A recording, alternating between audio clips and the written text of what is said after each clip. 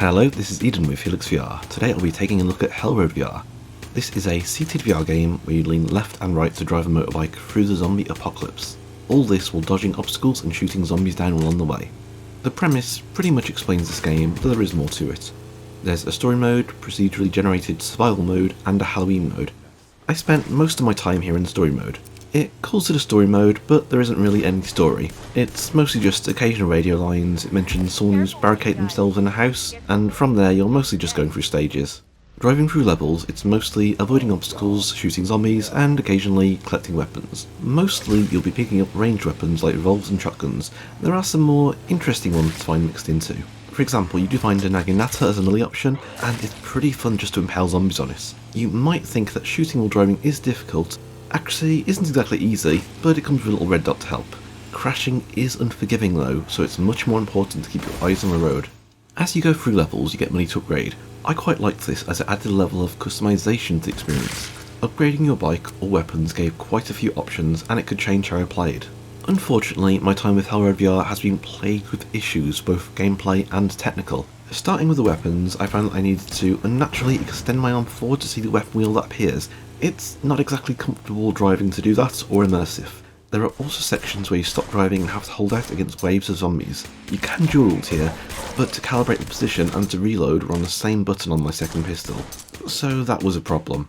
As a more technical issue, when I first played I couldn't start the game 9 times out of 10. It wouldn't let me pass the start screen by interacting with the button. This now seems to be fixed, but instead I've been experiencing occasional crashing.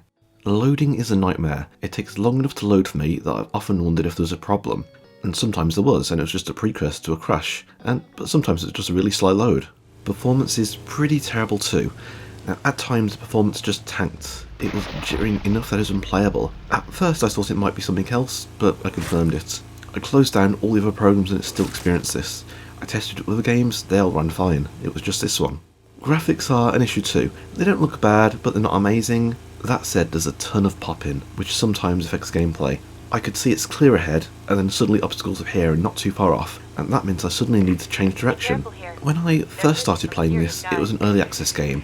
As such, some of these issues could be forgiven, but as it stands, it's now a full release, and it's still got loads of issues. I can't really recommend HelixxVR in its current state, or at least not without suggesting that you try it and refund if you have issues. One of our other team members has played this and mentioned issues getting it to launch, but none with pop-in, so your experience may vary.